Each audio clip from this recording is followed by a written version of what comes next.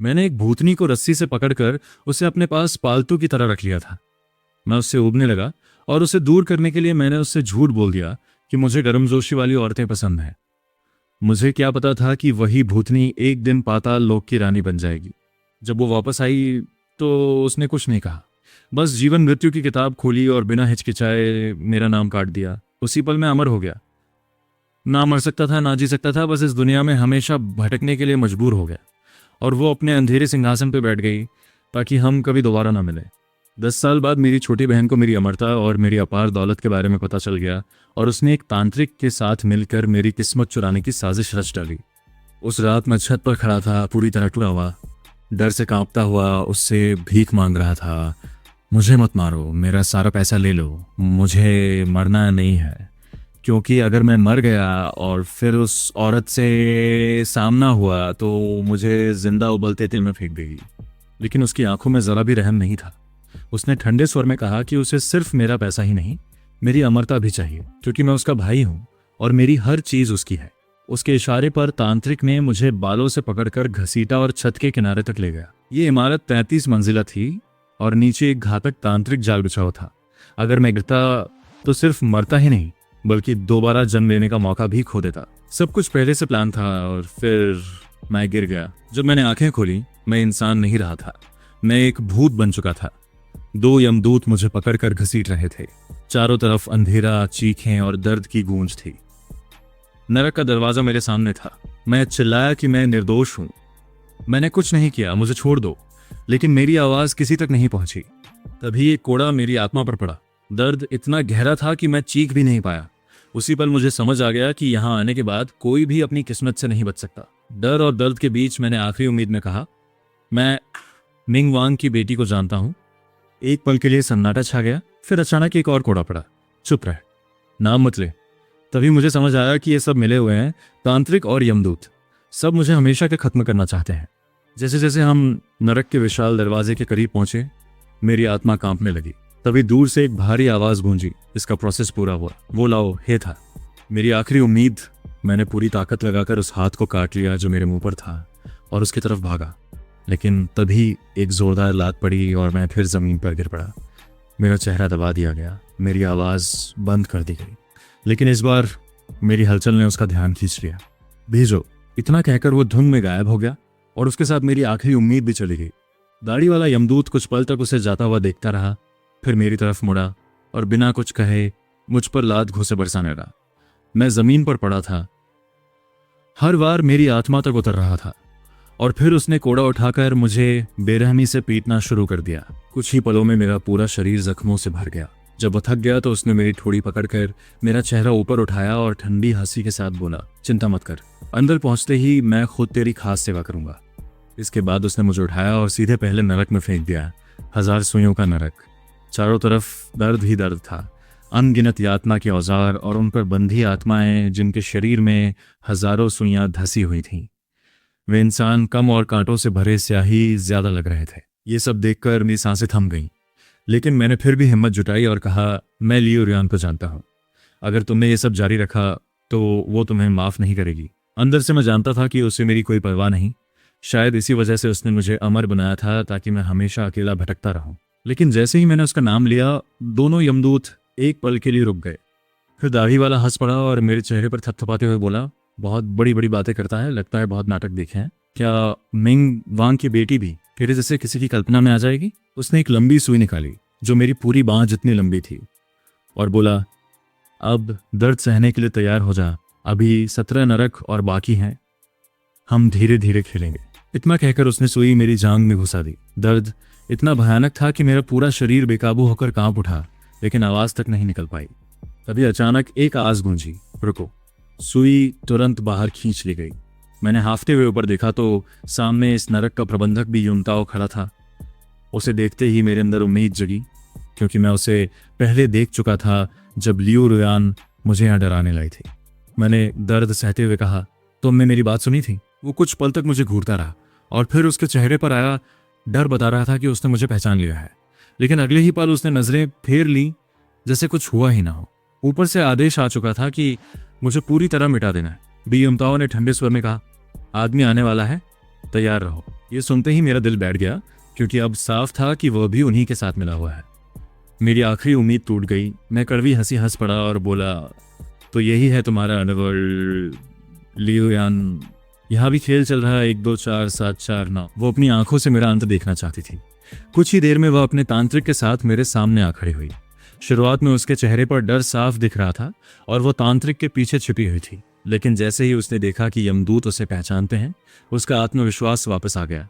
आखिरकार वही उनका सबसे बड़ा ग्राहक थी। उसने यमदूत के हाथ से एक लंबी सुई लेनी और मुस्कुराते हुए मेरी तरफ बढ़ी। तुम्हारा शुक्रिया। अगर तुम नहीं होते तो मैं अमीरों की असली ताकत कभी नहीं समझ पाती। पैसा सच में सब कुछ करवा सकता है और इसी पैसे की वजह से मैं यहाँ तक पहुंची हूँ। तुम अपनी जिंदगी जी चुके हो, अब बाकी सब मेरे लिए छोड़ दो और आराम से मर जाओ। मैंने उसकी आंखों में देखा और धीमी आवाज में पूछा, क्या सच में तुम्हें लगता है कि ये सही है? लेकिन सवाल पूछते ही मुझे जवाब मिल गया, क्योंकि अगर उसके अंदर जरा भी इंसानियत होती तो वह मेरे साथ ऐसा कभी नहीं करती। मैंने कड़वाहट से कहा, क्या तुम्हें लगता है तुमने मेरे साथ अच्छा किया? मुझे हमेशा एक नौकर की तरह रखा, वो कपड़े पहनने को दिए जो तुम खुद नहीं पहनती थी, हर वक्त अपनी परछाई बनाकर रखा। मेरी आवाज़ धीमी पड़ गई, लेकिन अंदर का दर्द अब भी जिंदा था। वो ठंडी नजरों से मुझे देखती रही और मैं खुद ही अपने अतीत में खो गया। जब मैंने उसे पहली बार देखा था, वो बर्फीली ठंड में सिर्फ एक पतले कपड़े में खड़ी थी। गांव से आई थी, घर बेहद गरीब था, साल के अंत तक उसे कोई काम नहीं मिला था। मुझे किसी नौकरानी की जरूरत नहीं थी, मैं अकेला रहता था, लेकिन उसकी हालत देखकर मैंने उसे अपने पास रख लिया। मैं उसे हमेशा अपनी छोटी बहन की तरह मानता रहा। उसने जो भी मांगा मैंने दिया। उसका वेतन बाजार से कहीं ज्यादा था, लेकिन धीरे धीरे सब बदल गया। उसने खुद को बहन समझना बंद कर दिया। उसकी मांगें बढ़ती गईं और शायद मेरी ही गलती थी कि मैंने उसे जरूरत से ज्यादा छूट दी। उसने खुद को मेरे बराबर समझना शुरू कर दिया और आखिर में मुझे ही हटाने की कोशिश करने लगी। सबसे बड़ी गलती मेरी यही थी कि मैंने उस पर भरोसा किया और अपने सारे राज उसे बता दिए। मेरी चुप्पी को उसने कमजोरी समझा और लालच में अंधी हो गई। कुछ कहना है तुम्हें? उसने ठंडी आवाज में पूछा, या तुम यही सोचते हो कि मैंने तुम्हें कभी परिवार नहीं माना? और ये कहते हुए उसने बिना झिझक सुई सीधे मेरे दिल में उतार दी। साफ था कि वो मुझे तुरंत खत्म करना चाहती थी। आसपास खड़े यमदूतों के चेहरे पर भी हल्की असहजता थी, लेकिन कोई आगे नहीं आया। मेरी आत्मा से अजीब सी नकारात्मक ऊर्जा उठने लगी। वो धीरे धीरे पारदर्शी होती जा रही थी। तभी मुझे अचानक एहसास हुआ जैसे कोई मेरे करीब आ रहा हो। मैंने मुश्किल से अपना सिर उठाया और सामने जो था उसे देखकर मैं ठिठक गया। वो लियो रुयान थी, वैसी ही खूबसूरत जैसी मैंने उसे हमेशा देखा था। एक पल के लिए लगा ये मेरा भ्रम है, क्योंकि वो तो मुझे देखना भी नहीं चाहती थी, लेकिन अगले ही पल वहां मौजूद सभी यमदूत उसके सामने घुटनों के बल झुक गए। छोटी स्वामिनी, आप यहाँ खुद कैसे आ गई? बी यमताओ घबराकर सीधे जमीन पर गिर पड़ा। उसका शरीर कांप रहा था, क्योंकि उसे अच्छी तरह समझ आ गया था कि किसी जीवित इंसान को यहाँ लाना कितना बड़ा अपराध है। तांत्रिक का चेहरा भी सफेद पड़ चुका था। उसने तुरंत अपने सारे औजार दूर फेंक दिए और डर के मारे जमीन पर गिर गया। जैसे ही लियो रियान की नजर उन सब पर पड़ी, पूरा माहौल अचानक भारी हो गया, जैसे हवा भी उसके दबाव से थम गई हो। उसने ठंडी आवाज में कहा, काफी हिम्मत है तुम लोगों ने। अगर मैं आज यहाँ नहीं आती तो पता नहीं कितनी गंदगी और फैलाते। मैं कुछ कहना चाहता था, लेकिन दर्द इतना था कि आवाज ही नहीं निकल पा रही थी। मेरे मन में सिर्फ एक ही सवाल उमड़ रहा था, क्या वो मुझे पहचान पाएगी? और अगर पहचान लिया तो क्या वो मेरी मदद करेगी या सच में मुझे खत्म कर देगी? कुछ पल की खामोशी के बाद उसने भी युनताओ की तरफ देखा और बोली, मैंने तुम्हें पहली नरक की जिम्मेदारी दी, यही तुम्हारा काम है। नीचे के लोग ही समझते हैं कि गलती किसकी है। बी युनताओ तुरंत घबरा कर बोला, सरकार, ये सब इन दोनों यमदूतों का काम है। ये चोरी छिपे जीवित इंसानों को यहाँ ला रहे थे, हमें कुछ पता नहीं था। आप आते ही हम इन्हें रोकने वाले थे, लेकिन उसकी बात पूरी भी नहीं हुई थी कि लियो रियान ने उसे बीच में ही काट दिया। ये मेरा क्षेत्र है, यहाँ कोई भी जीवित आए तो उसकी जिम्मेदारी तुम्हारी है, झूठ मत बोलो।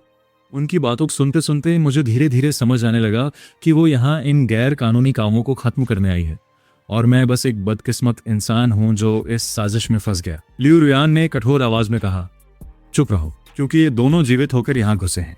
इन्हें जिंदा वापस मत भेजो, पहले इन्हें कैद करो और जो भी स्वर्ग के नियम तोड़ता है उसे हमेशा के लिए पशु योनि में भेज दिया जाए। ये सुनते ही शी झेंग और उस तांत्रिक के चेहरे का रंग उड़ गया। शी झेंशान जैसे अंदर से टूट गई, वो वहीं जमीन पर ढेर हो गई। दोनों यमदूत भी खौफ के मारे थर थर कांप रहे थे। अब उसे बहुत अच्छे से समझ आ चुका था कि वो कभी वापस ऊपर नहीं जा पाएगी। उसका चेहरा गुस्से और नफरत से लाल हो गया। तांत्रिक ने उसे रोकने का एक आखिरी ट्रम्प कार्ड खेलने की कोशिश की, लेकिन उसने उसका हाथ झटक दिया और चीखते हुए बोली, मुझे वापस जाना है अभी इसी वक्त। वो तांत्रिक डर के मारे भीगी बिल्ली बन चुका था। उसके मुंह से एक शब्द नहीं निकला। उसने अपनी आंखें बंद कर ली, मानो बेहोश होने का नाटक कर रहा हो। लेकिन श्री झेंशियन ने उसे एक कॉल से पकड़ा और जोर जोर से हिलाने लगी। बेवकूफ, मैंने तुम्हें 5 लाख दिए थे और तुम्हारा ये लेवल है। मुझे तुरंत वापस भेजो, मैं इस नर्क में एक सेकंड भी नहीं रुकूंगी। वो लगातार चिल्लाए जा रही थी। उसे इस बात का जरा भी अंदाजा नहीं था कि सामने खड़ी लियो रुयान को इस तरह का शोर शराबा और चीख पुकार फूटी आंख नहीं सुहाती। तभी अचानक एक इनविजिबल और पावरफुल फोर्स ने उसे हवा में उछाल दिया और वो दूर जाकर सीधे यातना देने वाले उन खौफनाक औजारों की मेज पर जा गिरी। लियो रुयान ने उसकी तरफ देखा तक नहीं, मानो वो कचरा उसके लिए कोई मायने ही नहीं रखता हो। उसने बाकी सबसे निपटते हुए बहुत आराम से अपनी कातिलाना नजरें मेरी तरफ घुमाई। उसकी आंखों का और धार इतनी तेज थी कि मानो वो सीधे मेरी रूह के पार उतर रही हो। उसने बेहद कोल्ड और कड़कती आवाज में पूछा, तुम्हारा नाम और पता क्या है? ये सुनते ही भी युनताओ के चेहरे की हवाइयां उड़ गईं। उसका पूरा वजूद और ज्यादा कांपने लगा, क्योंकि अब जो होने वाला था उस तबाही से उसे कोई नहीं बचा सकता था। वो बहुत अच्छे से जानता था कि अगर इस बात का खुलासा हो गया कि मुझे बिना किसी ऑफिशियल ट्रायल के धोखे से यहाँ लाया गया है तो उसका गेम ओवर हो जाएगा। इसलिए वो बात को दबाने के लिए हड़बड़ा कर बोला, मैडम, ये बस एक लावारिस आत्मा है। ये लोग कहीं से भी उठा लाए हैं। ऐसा कचरा इंसान कभी अच्छा नहीं हो सकता। मिंग वांग वैसे ही इतने बिजी रहते हैं, उन्हें इन छोटी मोटी चीज़ों पर ध्यान देने की कोई ज़रूरत नहीं है। लेकिन वो अपनी बकवास पूरी कर पाता उससे पहले ही लियो रुयान के तेवर बदल गए और उसकी आंखों में एक डार्क असंतोष साफ झलकने लगा। बी युमताओ ने तुरंत अपना मुंह बंद कर लिया। मैंने अपनी उस बची कुची आखिरी सांस से मुंह खोलने की कोशिश की, लेकिन गले से आवाज की जगह सिर्फ एक ठंडी हवा बाहर निकली। मेरी ये हालत देखकर भी युमताओ के हाथ पांव फूल गए और वो खुद को बचाने के लिए बोला कि मेरी आत्मा पूरी तरह डिस्ट्रॉय होने की कगार पर है। इस पर लियो रुयान ने बिना एक पल गंवाए सीधा ऑर्डर दिया, जल्दी इसकी असली पहचान का पता लगाओ और इसे करने का रास्ता ढूंढो। अगर इसका यहाँ आना इलीगल है तो इसे तुरंत वापस ऊपर भेजो या फिर इसके रीइंकार्नेशन का सेटअप तैयार करो। ऑर्डर मिलते ही भी युनताओ ने बिना देरी किए book of life and death मंगवाई। उसी दौरान शी झेंशियन अब भी उस मेज पर तड़प रही थी। उसे अब तक समझ नहीं आ रहा था कि उसने कितना बड़ा ब्लंडर कर दिया है। वो बस किसी भी तरह वापस ऊपर की दुनिया में जाकर अपनी वही ऐश की जिंदगी जीना चाहती थी। कुछ ही पलों में यमदूत वो पुरानी किताब लेकर हाजिर हो गए। बी युनताओ मेरे पास झुका और डरते हुए पूछा, तुम्हारा असली नाम क्या है? मैंने अपने अंदर की आखिरी एनर्जी को बटोरा और दांत भींचते हुए बहुत धीमी आवाज में कहा, मैं लिनबे। उसने झटके से किताब खोली और पन्ने पलटने लगा। वक्त बीतता गया और पन्ने पलटते पलटते उसके चेहरे का रंग उड़ गया। वो धीरे से बुदबुदाया, ये इम्पॉसिबल है। इसका नाम इस लिस्ट में है ही नहीं। मामला बहुत डार्क है। सच सच बताओ, तुम्हारा असली नाम क्या है? मैंने पूरी ताकत लगाकर फिर वही दोहराया, लिन बेई। ये नाम सुनते ही लियो रुयान का पूरा ऑरा बदल गया, मानो पूरा अंडरवर्ल्ड एक सेकंड के लिए फ्रीज हो गया हो। अगले ही पल वो किसी तूफान की तरह सीधे मेरे सामने आकर खड़ी हो गई। उसकी स्पीड इतनी इंसेन थी कि कोई देख भी नहीं पाया। उसने अपनी उंगलियों से मेरी ठोड़ी को पकड़ा और मेरा चेहरा ऊपर उठाया। उसके चेहरे पर भावनाओं का एक सैलाब उमड़ रहा था। उसकी आंखों में एक ऐसा दर्द और सच था जिसे वो चाहकर भी छिपा नहीं पा रही थी। उसने बेहद धीमी और कांपती हुई आवाज में पूछा, क्या सच में ही तुम हो? इतना बड़ा मिरेकल कैसे हो सकता है? मैंने बहुत मुश्किल से हामी में अपना सिर हिलाया। उसने मेरी ठोड़ी पर अपनी पकड़ और मजबूत कर ली, मानो उसे अब भी अपनी आंखों पर यकीन ना हो रहा हो। तुम्हें उस दिन का मेरा वो प्रॉमिस याद है? मैं कुछ बोल नहीं पाया, बस मेरे होठों पर एक कड़वी और दर्द से भरी मुस्कान तैर गई। शायद मैं अब उसके साथ कभी नहीं रह पाऊंगा, क्योंकि मेरा ये वजूद यहीं हमेशा के लिए मिटने वाला था। अचानक उसने पूरी नफरत और चिढ़ के साथ मेरा चेहरा छोड़ दिया, जैसे उसने किसी जहरीली चीज को छू लिया हो, और पूरी अकड़ में बोली, तुम सच में एक लूजर हो। मुझे लगा था कि मेरे बिना तुम ऊपर की दुनिया में कुछ बड़ा उखाड़ लोगे, लेकिन तुम तो उम्मीद से ज्यादा बेकार निकले। हाँ, वो इस पूरे जीवन और मृत्यु के चक्र को कंट्रोल करने वाली गॉर्जियस क्वीन थी, और मैं बस एक बिखरती हुई बेदम आत्मा। लेकिन सबसे हैरान करने वाली बात यह थी कि उसने मुझे मरने के लिए नहीं छोड़ा। उसने तुरंत ऑर्डर दिया कि मुझे शाही हकीम के पास ले जाया जाए और मेरी आत्मा को ठीक किया जाए। मुझे समझ आ गया था कि वो मुझ पर कोई एहसान नहीं कर रही, बल्कि वो मुझसे वो पूरा बदला लेना चाहती थी, क्योंकि सालों पहले मैंने उसका साथ छोड़ दिया था। उस हकीम का इलाज किसी नरक के टॉर्चर से कम नहीं था, बेहद दर्दनाक और जानलेवा। मैं बार बार होश खो देता, और जब होश आता तो दर्द का लेवल पहले से कई गुना बढ़ जाता। मुझे धीरे धीरे शक होने लगा था कि यह मेरा इलाज नहीं हो रहा, बल्कि मुझे तड़पा तड़पा कर मारने का उसका एक नया सेटअप है। उसी असहनीय दर्द के बीच मैं गहरी बेहोशी में चला गया और मुझे एक पुराना सपना दिखा जिसमें सिर्फ मैं और लियू रियान थे।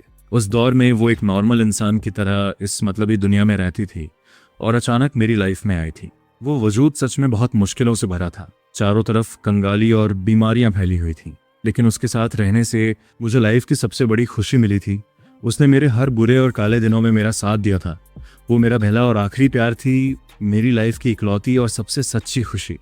लेकिन जब मैं मरकर इस अंडरवर्ल्ड में आया, तब जाकर मुझे उसकी असली और खौफनाक पहचान का पता चला कि वो मिंग वांग की इकलौती बेटी है। उसे लगा था कि मैं सब कुछ जानकर खुशी खुशी उसके इस डार्क किंगडम में ही रुक जाऊंगा, लेकिन मैं ऊपर की दुनिया का इंसान था। मैं यहाँ के नजीब और दकियानुसी नियमों के आगे नहीं झुक सकता था। मैं ये मैनिपुलेशन कभी एक्सेप्ट नहीं कर सकता था कि उसके पास कई और रिश्ते हों और मैं बस उसकी परछाई बनकर रहूं। इसलिए मैंने उसे छोड़ने का एक बड़ा और डेंजरस फैसला किया, रीइंकार्नेशन का फैसला। वो गुस्से से पागल हो गई थी, मुझे घसीटते हुए नरक के उस आखिरी दरवाजे तक ले गई और मुझे हर तरह से टॉर्चर किया। मैं सच में उस वक्त मौत के डर से कांप रहा था, बच्चों की तरह रो पड़ा था। लेकिन एंड में उसका वो प्यार और ममता जाग गई। उसका दिल पिघल गया और उसने मुझे जाने दिया। हालांकि उसने एक कसम खाई थी कि वो अपनी इस लाइफ में मेरा चेहरा कभी दोबारा नहीं देखेगी। लेकिन किस्मत का खेल देखो, रीइंकार्नेशन के बाद भी मुझे अपनी पिछली लाइफ का एक एक पल याद था। ना मैं कभी बूढ़ा हुआ, ना मुझे कभी मौत आई। मेरे पास अंधी दौलत थी, बड़ा नाम था और एक कभी ना खत्म होने वाली लाइफ। तब जाकर मुझे रियलाइज हुआ कि वो बाहर से चाहे जितनी भी क्रूर और अनस्टॉपेबल बनने का नाटक करे, लेकिन अंदर से वो अब भी वही लड़की है जिसने मुझसे बेइंतहा प्यार किया था। मेरे दिल में उसकी वो पुरानी यादें आज भी जिंदा थीं। उसने मेरे लिए सब कुछ पहले से ही सेट कर रखा था, लेकिन वो सच में ये ठान चुकी थी कि वो मुझसे दोबारा कभी नहीं मिलेगी। जब मैं उस गहरे सपने से धीरे धीरे बाहर आया तो मैंने खुद को मिंग वांग के आलीशान महल में पाया। ये पूरा इलाका लियू रियान की पावर और कंट्रोल में था। मैं उसके मखमली बिस्तर पर लेटा हुआ था और चारों तरफ उसके कपड़े और उसकी वही जानी पहचानी खुशबू बिखरी हुई थी। उस अजनबी और ठंडी दुनिया में उसकी वो खुशबू ही मेरे दिल को थोड़ा सुकून दे रही थी। लेकिन वो बहुत जल्द वापस लौट आई। मैंने तुरंत अपनी आंखें बंद कर ली और सोने का नाटक करने लगा, पर वो बहुत चालाक थी। वो मेरा ये बचकाना खेल एक सेकंड में समझ गई। उसने अपनी उसी सिग्नेचर कोल्ड टोन में कहा, ये नाटक बंद करो, मुझे बहुत अच्छे से पता है कि तुम जाग चुके हो। कोई और रास्ता ना देखकर मैंने अपनी आंखें खोली और उसके सामने एक हल्की सी कड़वी मुस्कान बिखेर दी। अब मुझे जिंदा जला दोगी? प्लीज बस मुझे यहाँ से जाने दो। उसने मेरी एक बात नहीं सुनी, बिना कुछ कहे मेरा हाथ पकड़ा और मुझे बिस्तर से झटके के साथ खींचकर खड़ा कर दिया।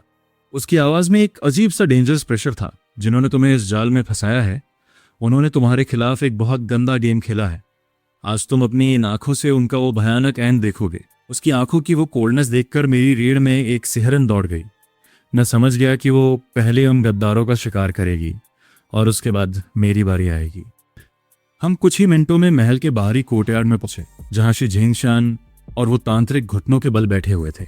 जैसे ही शी झिंगशान की नजर मुझ पर पड़ी, उसकी आंखें फटी की फटी रह गईं। वो अपनी जान बचाने के लिए खड़े होने की कोशिश करने लगी, लेकिन एक यमदूत ने उसकी पीठ पर एक ऐसी जोरदार लात मारी कि वो वापस मिट्टी में जा गिरी। मेरा शरीर अब भी बहुत कमजोर था, सांसें उखड़ रही थी, इसलिए मैं चाहकर भी इस ड्रामे को रोक नहीं पा रहा था। मेरी ये बेबसी देखकर लियू रियान कुछ पलों के लिए गहरे सन्नाटे में खो गई। फिर उसने मेरी तरफ देखा और पूछा, तुम बताओ, इन कीड़ों को क्या सजा दी जाए? उसका ये सवाल सुनते ही मेरे होश उड़ गए, क्योंकि इस अंडरवर्ल्ड में उसके फैसले के खिलाफ जाने की औकात किसी में नहीं थी। लेकिन उसी पल मुझे हमारी वो पुरानी लाइफ याद आ गई, जब हम सिर्फ इंसान थे और वो अपनी लाइफ का हर छोटा बड़ा फैसला मेरी मर्जी बिना कभी नहीं करती थी। पुरानी यादें फिर से दिल में सुलगने लगी। मैंने अपनी नजरें नीचे झुका ली और बहुत भारी आवाज में कहा, जैसी तुम्हारी मर्जी। मेरे मुंह से ये शब्द निकलते ही उसका वो क्रूर चेहरा अचानक पिघल गया। उसने बिना सोचे समझे मुझे अपनी बाहों में इतनी जोर से भींच लिया, मानो वो मुझे खुद से कभी दूर नहीं होने देना चाहती थी। उसका चेहरा मेरे कंधे पर छिपा हुआ था, लेकिन उसकी वो कातिलाना नजरें उन गद्दारों पर टिकी थीं जो जमीन पर रेंग रहे थे। उसकी आवाज में फिर से वही डरावना ऑरा लौट आया, अगर लिन बेई इनसे अपना हाथ गंदा नहीं करना चाहता तो इनका एंड मैं खुद डिसाइड करूंगी। और तुम सब जिन्होंने इस अंडरवर्ल्ड के लॉ को तोड़ने की जरूरत की है, तुम में से एक भी जिंदा वापस नहीं जाएगा। उसने बस हवा में अपना एक हाथ उठाया और उसी सेकंड एक अदृश्य और भयानक पावर ने भी युनताओ को हवा में दबोच लिया और अगले ही पल जमीन से बर्फ जैसी नुकीली और जानलेवा धारें निकली और सीधे उसकी छाती के पार हो गईं। वो दर्द के मारे बुरी तरह तड़प उठा, लेकिन लियू रियान के प्रेशर की वजह से उसके हलक से एक चीख तक नहीं निकल पाई। वो बस अपनी आंखें फाड़े रहम की भीख मांगता रहा। लियू रियान ने बिना किसी इमोशन के उसकी तरफ देखा और कहा, इतना बड़ा क्राइम करने के बाद तुम्हें लगता है कि इन 2 शब्दों की माफी तुम्हें बचा लेगी? और इतना कहते ही उसने इशारा किया और यमदूत उसे घसीटते हुए नरक के सबसे काले गड्ढे की तरफ ले गए। अब उसकी वो डेंजरस नजरें श्री झेंगशान पर टिकी थी। यमदूतों ने उसे दबोच रखा था। वो अपनी जान बचाने के लिए पागलों की तरह चीख रही थी, हाथ पैर मार रही थी, लेकिन एक मामूली इंसान की आत्मा यमदूतों के उस इनसेन कंट्रोल के सामने कुछ भी नहीं थी। वो तांत्रिक तो पहले ही डर के मारे अपना मानसिक संतुलन खो चुका था। लियू रियान ने पूरी नफरत के साथ उनकी तरफ देखा और कहा, इतने डरपोक होकर भी दूसरों की लाइफ बर्बाद करने का शौक रखते हो? और उसने उन्हें उस नरक में फेंकने का ऑर्डर दे दिया जहां दर्द कभी खत्म नहीं होता। वहां खड़े कुछ और यमदूत ये खौफनाक मंजर देखकर बुरी तरह डर गए और पीछे हटने लगे, मानो वो वहां से भाग जाना चाहते हो। लेकिन लियू रियान के चेहरे पर एक बेहद सैवेज मुस्कान आई और वो बोली, तुम सबको क्या लगता है पीठ पीछे ये गंदा गेम खेलकर तुम लोग बच निकलोगे? उसके शब्दों में इतना खौफ था कि किसी की एक कदम आगे बढ़ाने की हिम्मत नहीं हुई और अगले ही पल उसने उन सबको हमेशा के लिए मिटाने का ऑर्डर पास कर दिया। कुछ ही मिनटों में पूरा कोर्टयार्ड खाली हो चुका था। वो चीखें धीरे धीरे दम तोड़ चुकी थीं और चारों तरफ सिर्फ एक गहरा डरावना सन्नाटा पसर गया था। वो बहुत धीरे से मेरे करीब आई और उसकी आवाज में एक अजीब सी तड़प थी। कहाँ दर्द हो रहा है तुम्हें? और तुम वापस क्यों आए? उसकी बातों में एक अजीब सी शिकायत थी, मानो सालों का वो अकेलापन और इंतजार एक साथ बाहर रहा हो। मैं चुप रहा, शब्द जैसे मेरे गले में ही सूख गए थे। वो और करीब आई, थोड़ा झुकी और मेरे कान के पास फुसफुसाकर बोली, लिन बेई, अब जब तुम वापस आ ही गए हो तो इस बार मैं तुम्हें खुद से दूर जाने का चांस कभी नहीं दूंगी। उसकी आंखों में एक सनकीपन था, लेकिन उसके पीछे छुपा पुराना प्यार और तड़प भी साफ दिख रही थी। वक्त अपनी रफ्तार से गुजरता गया।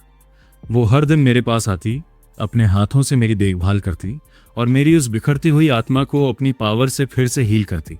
लेकिन हर बार जब हमारी नजरें मिलती, मेरे अंदर एक अजीब सी बेचैनी होने लगती, मानो कुछ बहुत बड़ा है जो अब भी अधूरा है। एक दिन वो रोज की तरह मेरे पास आई, लेकिन इस बार उसके हाथ में एक बेहद गॉर्जियस और डार्क काले रंग की चोली थी।